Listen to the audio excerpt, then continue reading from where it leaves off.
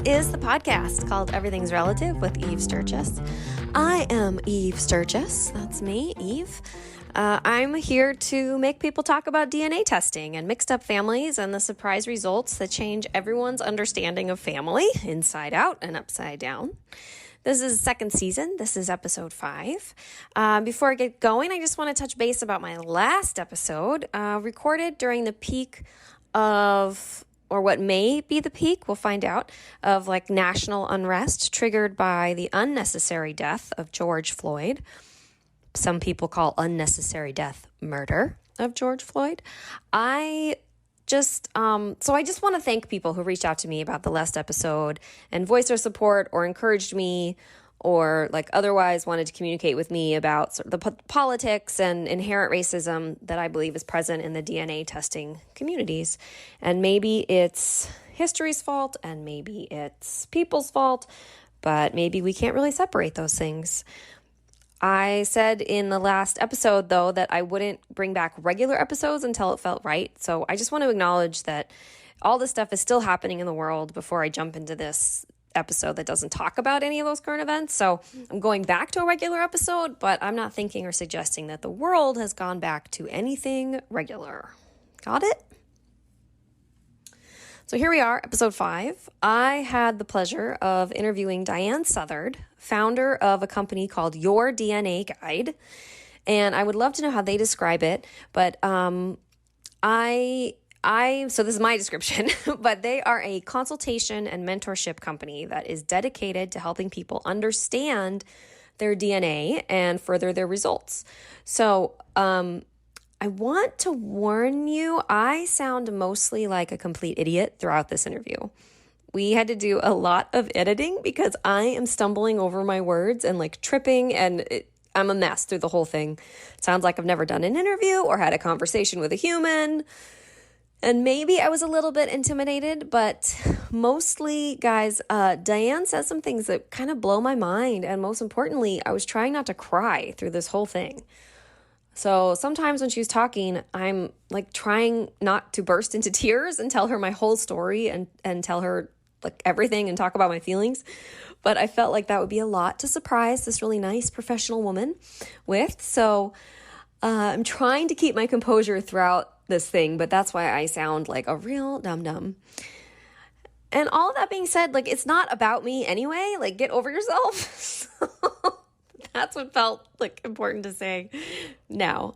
Anyway, I hope you're moved as I was. This is episode 5, Everything's Relative. I'm interviewing Diahan Southard from Your DNA Guide. So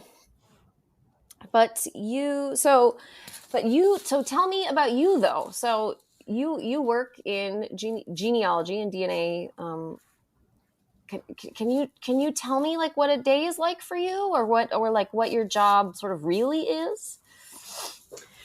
Well, so my job basically is to figure out how to take the information that people are getting from their DNA testing company and break it down into a format that they can understand and that they can action items from the DNA test. Because most people that get a test have no idea what their next steps are. And then if they try to take some next steps, they're almost immediately mired in, I don't know what this means. And I don't know what to do. And I don't know what these words mean. And I don't know how to navigate this website. And so our role, my company is called Your DNA Guide. So our role is really to educate.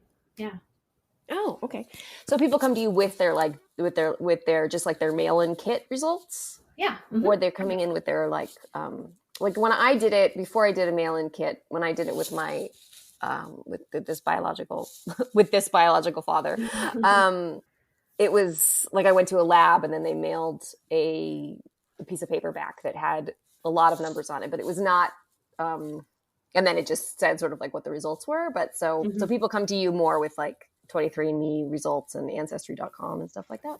Exactly. So we deal just with there's 5 genetic genealogy testing companies that we mostly deal with. So that's Ancestry, 23andMe, MyHeritage, Family Tree DNA, and Living DNA. Those are really the big 5 that we consider to be companies involved in helping people trace their ancestry using DNA. did this start for you? Where did this Well, come so I from? came into this industry, which we call genetic genealogy, in a different way than most of the other genetic genealogists come in. So, most people that are involved in this now, helping people understand their test results, find their family, whether it's your biological father or your three times great grandfather, like whoever it is you're looking for, um, they came into it because before they were just doing genealogy and then using paper based research to figure out these kinds of questions. And then now it's all about using DNA. So I Mm-hmm, came in it mm-hmm, the other way around. So when I was in college, I was actually part of a study. We tried to build a database that had genetic information and genealogy information in it. So this was back in 2000. This was basically the first effort to do anything like this. And it was called the Sorensen Molecular Genealogy Foundation. And so I traveled during college to different locations throughout the United States, essentially giving lectures and convincing people that we could do this, that we could uh-huh. take someone's DNA and figure out where they were from and who they were related to. And so, anyway, that project eventually was sold to Ancestry and became the foundation of their product. Mm-hmm, And mm-hmm. so then at that point, I was a stay at home mom, basically working, from home and kind of left, what do I do now? And Mm-hmm. I ended up essentially starting my own company, just again to educate people, no matter where they've tested or who they've tested or what kind of test they've taken. How can I help you understand what you have and do something with it? Cool. Cool. My one question that came up while you were describing that is you said that it was a database of genetics and genealogy. Is there a difference between genetics and genealogy, or are there? Right. So I guess when I say genealogy, I mean the actual paper research. So when you contributed to our study, you gave us Mm-hmm, actually a blood sample back then. mm-hmm, mm-hmm, And then you gave us a piece of paper that had your parents, your grandparents, and your great grandparents on it. mm-hmm, And mm-hmm. so it's really that correlation that makes everything so powerful Right. is, for example, in your ethnicity results that you're going to get, that's all based on what we call a reference population. So they had to test a bunch of people from Italy so they would know what DNA from Italy looks like so that we could tell you you're from Italy, right? So, Right, right, right. yeah, yeah, Okay, so genealogy is okay. Okay, great. So one yeah, is like the paper trail, and one is right. the The DNA, DNA trail, that's like the yes. science trail. Okay. So what kind of things have you've since you were, especially because you were part of that very first program, what what kind of things have you seen change about DNA testing over the past decade or so? Oh my gosh, so much. So, when we first started out, we were only able to do what we call Y-DNA testing, which traces only like your direct male line. So, only men can take that test, and it's their father's line. And it's really helpful. It's still a useful kind of DNA, but it's not nearly as effective at, you know, finding family as what we call autosomal DNA, which is the kind of DNA that we take now with 23andMe and Ancestry. So autosomal DNA traces both sides of your family, gives you all this information about relatives and relationships and things like that. But Y-DNA was much more restricted. And then we also had mitochondrial DNA, which traces only your direct maternal line. So you have the Oh, same mitochondrial DNA as your mother, same as her mother, and so on and so on and so on. So back then, we started getting people excited about this idea that DNA could help define your family. But then people, women especially, were like, well, mhm. I don't have Y DNA. How can Right, I do this? right, right. And so it was a lot of like, well, yeah, you could ask your brother or your dad, So it was harder to get an answer Hmm, because hmm, there was just so much limitation. And so then when autosomal DNA came online, which was really around 2007, then things started to open up a little bit more. And so back in those 2000s when we only had Y and mitochondrial, we also had the kind of test that you took to find out if hmm, your father was your father, and we call that hmm. just a straight paternity test, right? And Right. that's totally different kind of test than what we're using now, but it was very Hmm, effective at relationships that were very close. So hmm, we could hmm. tell if this guy was your dad, but we wouldn't be able to tell if he was your second cousin. Like that just wasn't possible.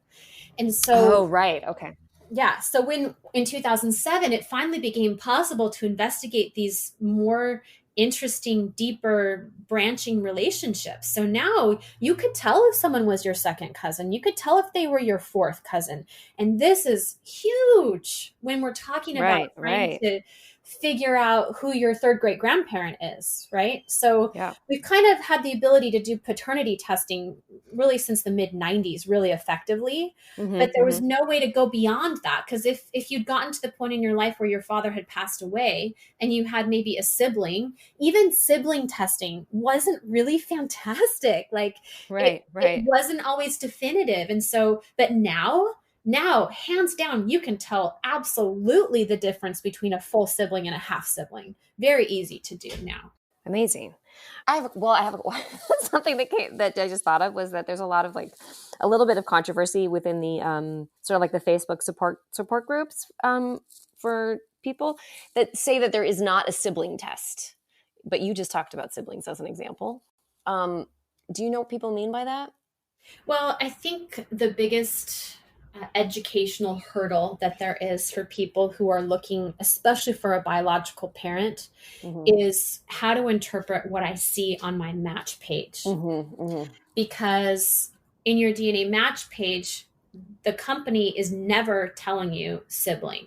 The Right. company is Okay. never telling you half sibling, right? There Got has it. to be, and that's the thing, DNA can't actually definitively tell you that necessarily. Mm-hmm. Um, there has to be at least one more piece of information. So, for example, you and your mom share half of your DNA. That's the nature, right? But you and your brother also share half of your DNA.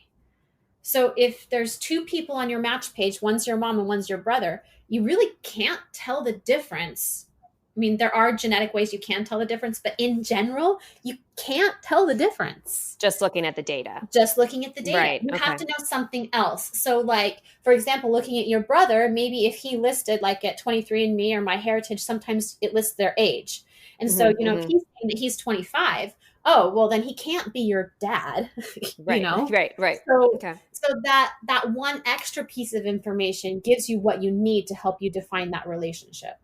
Okay. Okay. So it's about that I want to say like extraneous information, but that's not really it's not So extraneous. it's the genealogy information. Yeah, It's that. right. Like the supplemental. Yeah. Right, right. Okay. Cool. So just the DNA itself only gives you like it gives you the variables, but Yeah, you it's like a need hint, yeah, right? you It's like need a hint.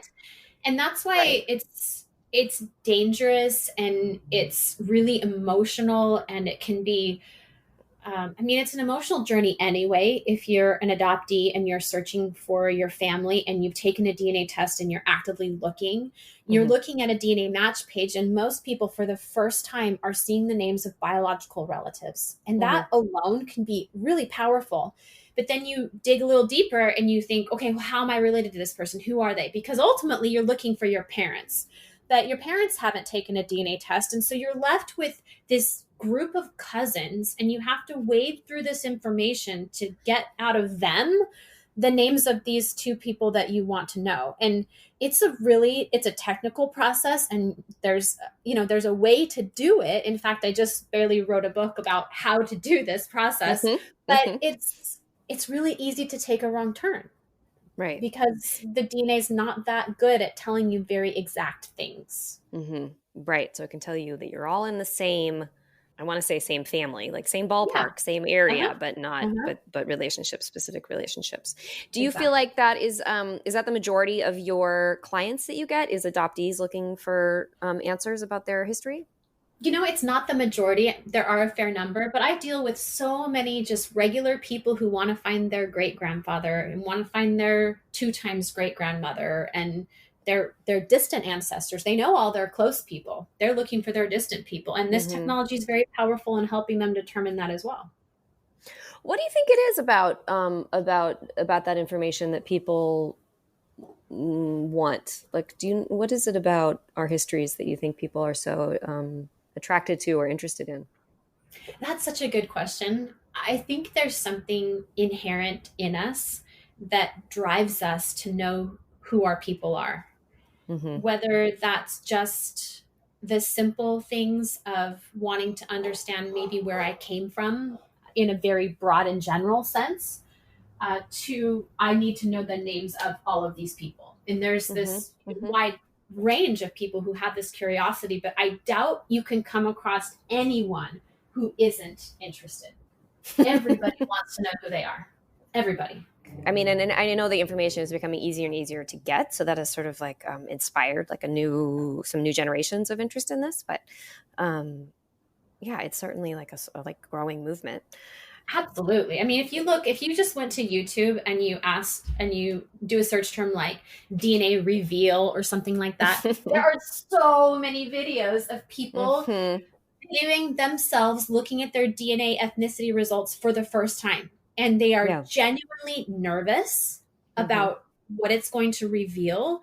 They are thrilled and sometimes disappointed about what they see. And again, it's this drive. And these are young people, these are people in their 20s they're hungry for this connection. And I think especially as our culture moves away from traditions and families, and we're just so much more widespread than we ever used to be. It used to be everybody lived in the same place and you saw your family all the time and blah blah blah, but now it's just not like that. We're just such a mobile society that so many people don't live near family, and so I think they long for that connection to some place, something that they can kind of grab onto and say, this is me.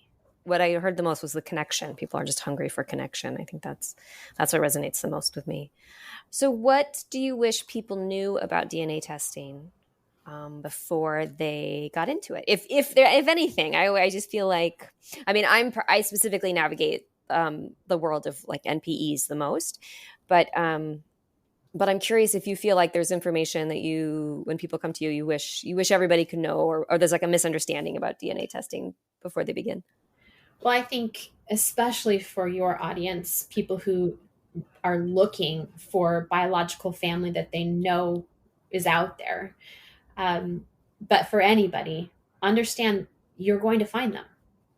And I think, at the outset, maybe it's like this little curiosity, like, yeah, I'm adopted. That'd be kind of fun, figure out who my people are. Sure, I'll try it.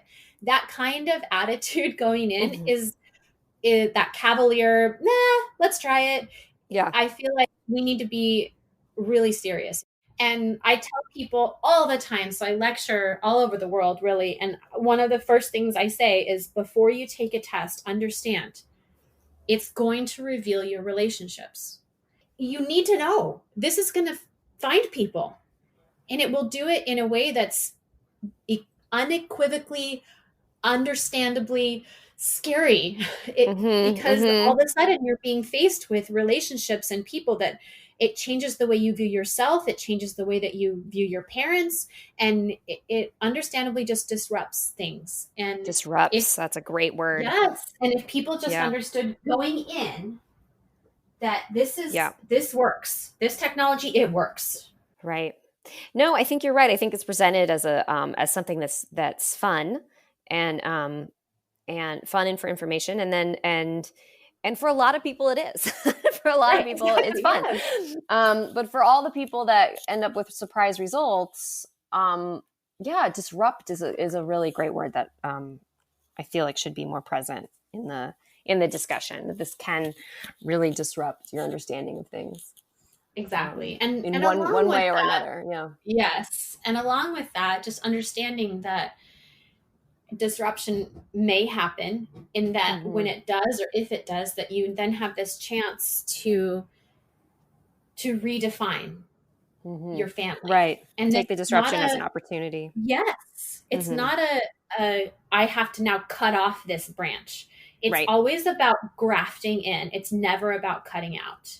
And interesting. And I feel like that's like a message that needs to get out there more, because so many people just, again, they find their dad isn't their dad and they feel like, I have to cut this limb off. Family is more than DNA, right? Right. So it's about just grafting in this new information and not cutting out anything. Right. I think the same is true. I mean, I have a lot of clients that aren't dealing with a misattributed parent, but it's a grandparent or great grandparent. And these people are long passed away. And maybe you have very warm and wonderful memories of them when you were 10, and they were 80. And you think, right. I think one of the things I love most about this idea that you can find out information that you didn't know before is that it allows us to be more generous in the way that we're thinking about ourselves and our Hmm. own mistakes, and you appreciate that your 80-year-old grandmother was once 19. Mm-hmm. Oh, And you absolutely. know, and Absolutely. I think we, about that all the time. Mm-hmm. yes, and we need to really understand that and appreciate that because of the choices and things that happened to her at 19, she became the woman we loved and respected at 80. Yep. And Yep. we're all that way. And how, if you're in a place right now where you're making mistakes or you have made mistakes that you don't feel like you can overcome, look to your ancestors. That's one of the Mm-hmm. biggest reasons Oh, that people do yeah. this, right? They did Yep. it, they overcame it, they became someone, they had a family eventually, they Mm-hmm. obviously raised your mother or father or whoever. It's just so comforting to think, man, she wasn't perfect and I'm not Yeah. perfect, but her life turned out great and I loved her. That means that I can still be somebody that people could love, you know? Oh my God, I could just end the interview right here. I am really fascinated. I think because I think also within like the community that I talk with so much is where people are coming at it from such a place of like shock, Mm-hmm. and it's often like couched with disappointment and Yes. sometimes devastation for people to um, discover that their parents weren't truthful for one reason or another, or in one way or another to them, and That's like the biggest emotion that I feel from people when mhm, I do, because I've so we do we call it mentoring, where I sit down with mhm, someone, we open up your test results, we're on Zoom and we're going through everything, and I've been in the position many times where I'm the one breaking this information to them, mhm. I was like, going to ask about that. yes, right. And Yeah. and it's hard because I can see it immediately, but I Mhm, have to I have to be sure, number one, so I have to ask a series of questions to make sure I understand what I'm looking at as far as mhm, the people they know their relationship to versus the people that they don't. And then I have to be in a position to say, okay, this is what I see and this is how we can test it, basically. And the number one emotion that people feel, as they're right, absolutely, is betrayal, mhm, because you do feel like you've been lied to, and that's what hurts people the most. It's not that this happened, but that they were lied to, essentially, and that's the hardest thing to get over, mhm. for sure, for sure. Yeah, that resonates with me for sure. That there's, yeah, it's and that there seems to be some sort of like what am I? There's a confusion between generations about what is the most important issue at hand, whether it's the the lying or the event itself, or um, yeah, That's a yeah, great it's point. just it's a That's huge, a but great and point. whether it's generational or not, it just seems like it's just fraught with like miscommunication and misunderstanding and and individual perception or Hmm. Yeah, so subjective my experiences. we actually so my mom was adopted, and we found her biological family using DNA testing. And she always knew she was adopted. It wasn't a surprise or anything. Her parents always told her, she always knew. And when we finally decided to try it, to pursue this avenue, and we were able to find her mother's family, um, they were amazing and they handled it really, really well. But and I learned a lot from them in the way that they thought about my mom's mom, who has passed away, Hmm. um, in that their number one emotion about it really was not anger or betrayal or anything, but was empathy. And and that kind of empathy is what I really want people to get and understand, that these, most of the time, women are making such hard Hmm. choices, and they're doing the best they can with the information that they have at the time. And it's such an important feeling to just understand where they're coming from and give them the benefit of the doubt, which I feel like our family did for my mom's mom. Hmm. Yeah, that's really beautiful. Yeah, I wish there was more, more just general like understanding of what I think it comes down to is like what women are up against against when it Yeah. comes to these decisions. It's really hard. Yes.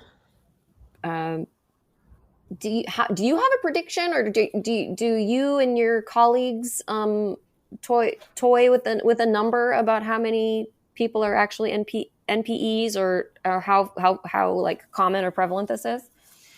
Well, the official like scientifically published number is like Mm-hmm. 2% or something. Mm-hmm. I think we feel like it's higher in our industry just Yeah, because it's disproportionate because that's who's testing. got There's it.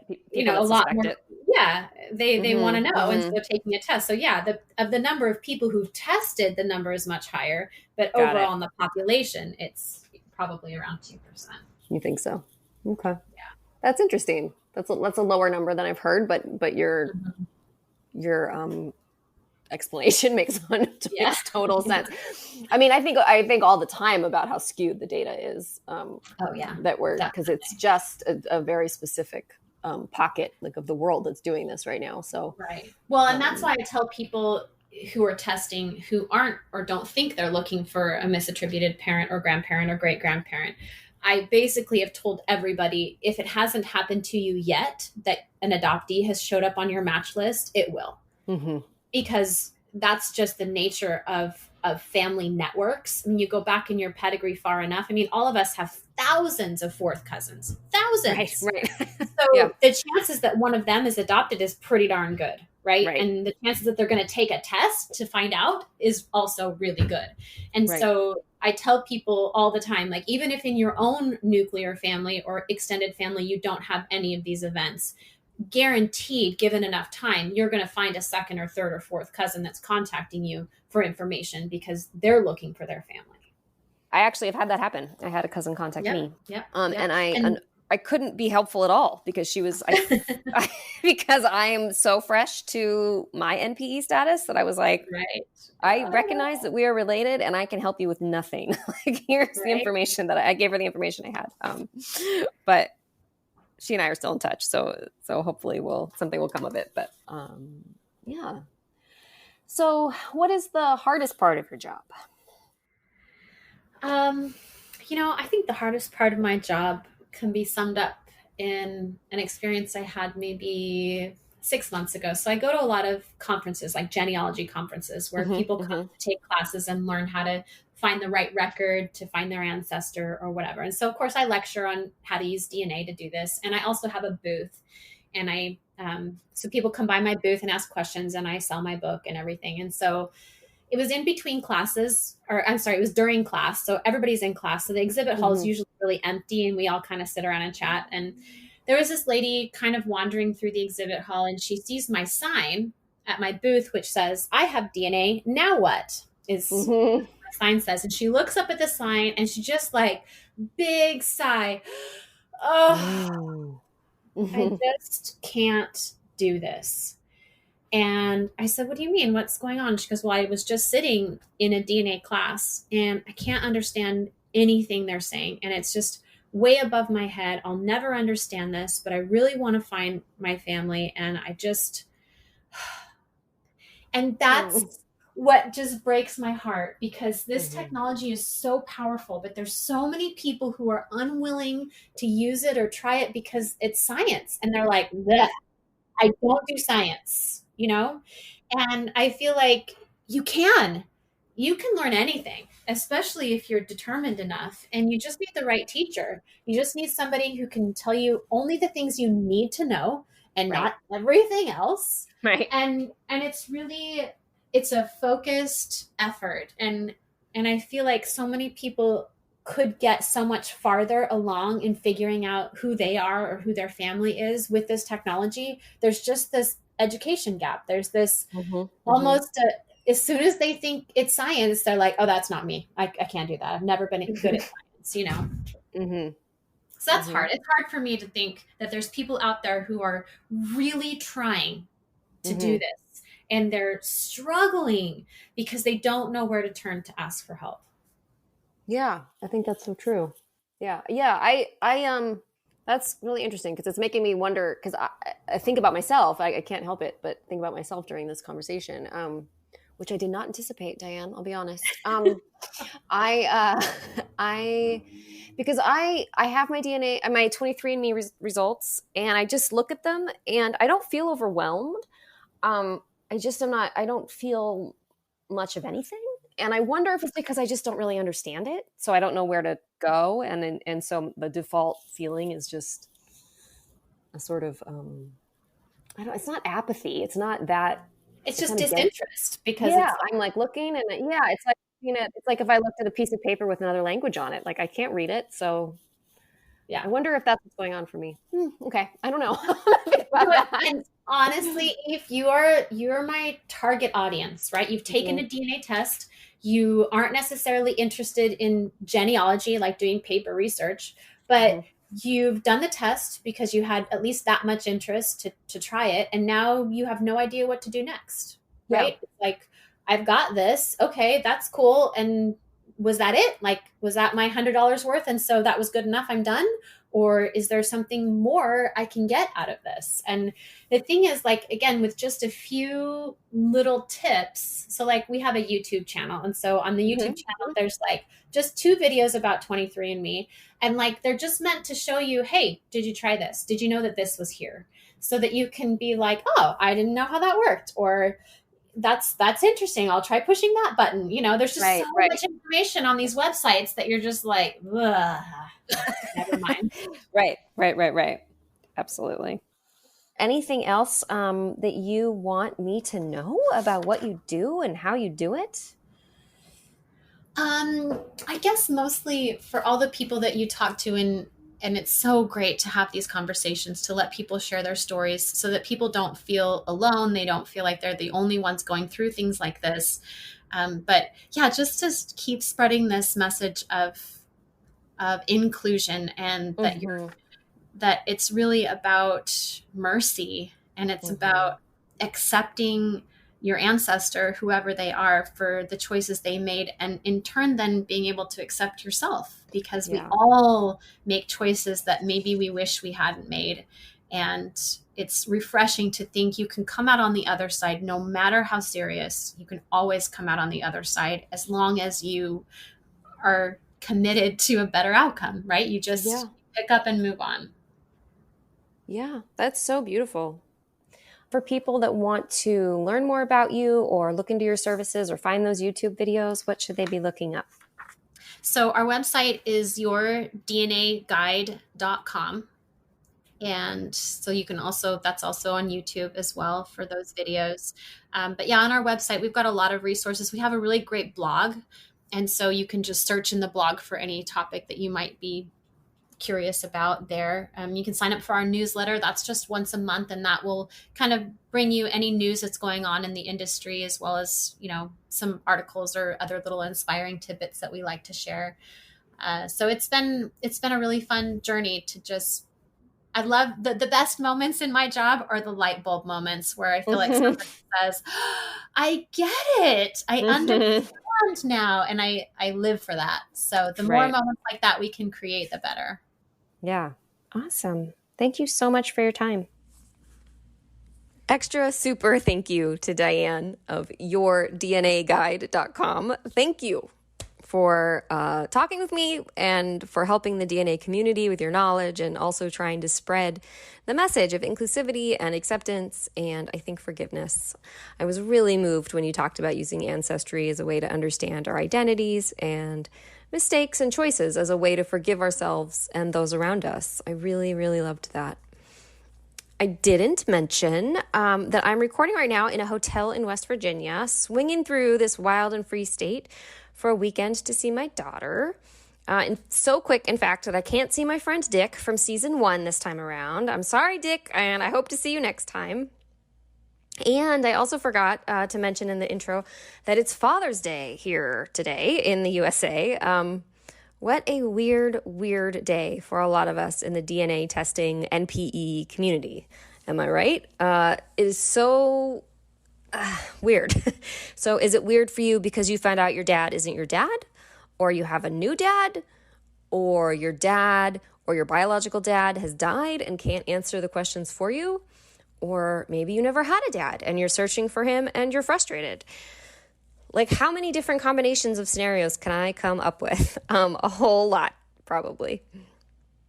For me, I've been feeling kind of confused and angry about things lately. How are you feeling? What do you do with your thoughts and feelings? Any ideas? Let me know. Go to my Instagram account at Everything's Relative Podcast, or email me some tips or your own stories or questions or complaints at eve@everythingsrelativepodcast.com.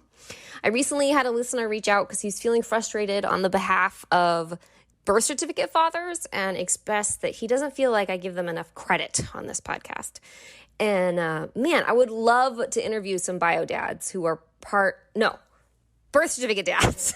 I would love to interview some bio dads too, but I would love to interview some birth certificate dads who are part of these shocking DNA discoveries. And I do not mean to suggest that they aren't an integral part of these stories.